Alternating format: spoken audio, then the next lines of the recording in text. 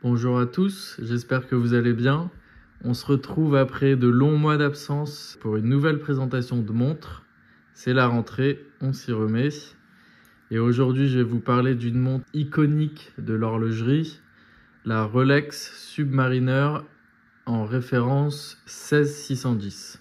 Alors, il faut savoir que le modèle Submariner a été lancé par la marque Rolex en 1953 avec comme première référence la 6205. Donc c'est une montre de plongée qui, lors de son lancement, était faite pour des plongées et pour supporter une profondeur allant jusqu'à 100 mètres. Aujourd'hui, sur les Rolex plus récentes et sur celle-ci, la 16610, on peut aller jusqu'à 300 mètres. Vous le voyez là, c'est écrit juste ici. Et donc effectivement, elle a été lancée avec pour but d'accompagner les plongeurs, notamment grâce à sa lunette directionnelle qui se tourne que dans un sens, donc c'est une lunette unidirectionnelle.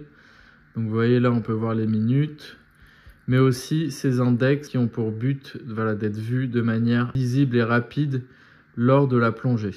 Il faut savoir que lors de son lancement, la première Rolex Submariner faisait 37 mm de diamètre, et ensuite les versions suivantes ont vu leur diamètre s'agrandir, puisqu'on est par exemple sur cette 16610 sur un diamètre de 40 mm, et pour les versions plus récentes, les dernières Submariner, nous sommes sur un diamètre de 41 mm. Donc par exemple, ce qui va changer entre cette version-là et les dernières, c'est l'épaisseur des cornes. Vous voyez ici, elles sont assez fines, alors que sur les nouvelles et les dernières Submariner, elles seront vraiment beaucoup plus épaisses. Je trouve que celle-ci est plus fine et passe mieux au poignet. Après, c'est qu'une histoire de goût. Sinon, tout le reste reste identique. Donc on a la date. Il y a aussi des Submariner sans date. Celle-ci a la date. On a les index blancs comme d'habitude, hein. La perle et encore une fois la lunette unidirectionnelle. Donc celle-ci date de 1995. Donc c'est une 16610 avec les index, les aiguilles et la perle au tritium, donc qui est une matière radioactive. Ça ne se fait plus d'ailleurs aujourd'hui, je pense qu'on est passé au Luminova, corrigez-moi si je me trompe, hein, mais voilà, à l'époque, et en tout cas sur cette année-là, 1995, c'était du tritium qui permettait de rétro-éclairer, si je puis dire, les index, les aiguilles et la perle. Sur cette Submariner, on va retrouver un bracelet Oyster, bracelet assez classique, hein, mat, à la différence des Datejust, vous voyez, tout est mat, alors que sur les Datejust, le bracelet au milieu est brillant. Voilà, là, c'est assez sobre. Donc un bracelet classique. On a l'ancienne boucle déployante, du coup, qui se ferme et s'ouvre comme ceci. Petite particularité de cette 16610 qui date de 1995, c'est que vous voyez les endlinks se terminent comme ça, alors que sur les plus récentes, les 16610 plus récentes, on n'a pas ces petites appliques là qui viennent s'appuyer sur le boîtier. Ensuite, pour ce qui est de la couronne, elle est assez classique, hein, vous voyez les trois petits points ici. Suivant le type de modèle ou ce à quoi la montre est destinée, on va avoir trois petits points ou une barre et éventuellement autre chose, mais je n'ai plus en tête tous les modèles de couronne Rolex. La particularité de cette 16610, comme vous avez pu le voir, c'est la couleur de la lunette. Habituellement, elle est vraiment noire comme le cadran, mais celle-ci a une patine en fait qui la rend gris au soleil, gris clair. Là, il n'y a pas trop de lumière, c'est du gris foncé. Et quand il y a vraiment moins de lumière, ça vire au noir. Mais voilà, je vous mettrai des photos de belles photos prises à la lumière. Et vraiment, ça rend gris. Et c'est ce que je trouve magnifique sur cette montre. Et c'est d'ailleurs une des raisons pour laquelle je l'ai achetée. Je voulais pas une Submariner entre guillemets classique que l'on peut voir au poignet de beaucoup de monde. Je voulais vraiment une Submariner qui se démarque des autres, et c'est chose faite grâce à cette lunette. Pour ce qui est du set, alors malheureusement avec cette montre je n'ai pas la boîte, j'ai seulement les papiers que je vais vous montrer tout de suite.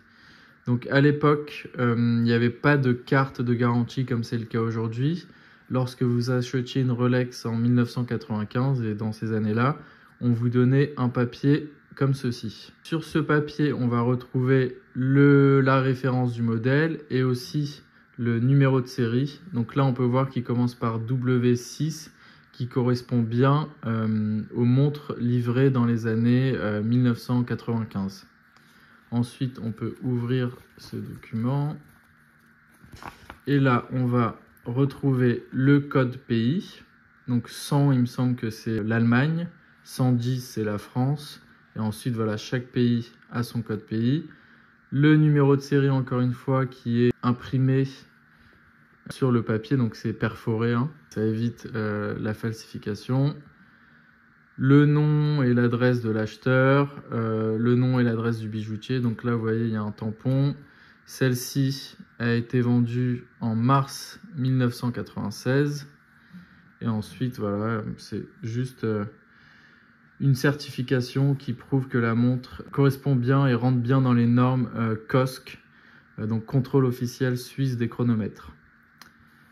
Ici, on va avoir le tag qui est en relief, donc qui prouve encore une fois que le papier est un vrai, un original.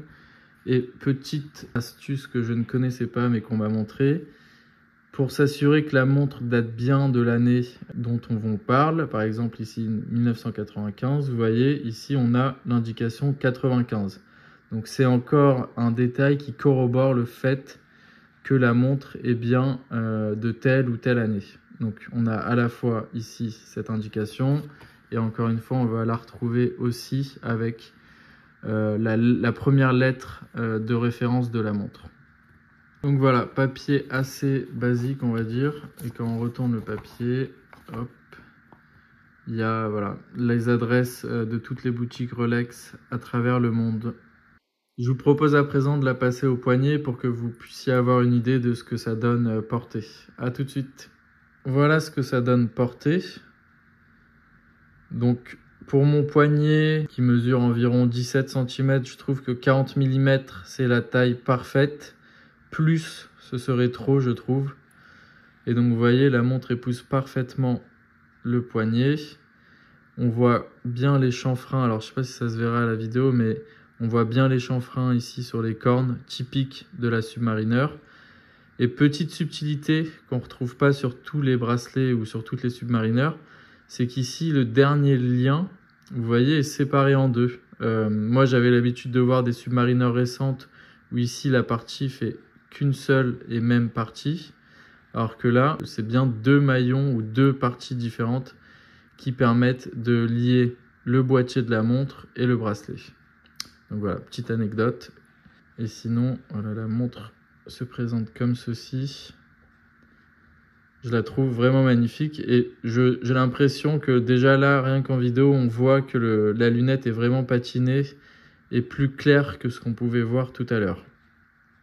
J'espère que cette vidéo vous aura plu et je vous souhaite une bonne continuation.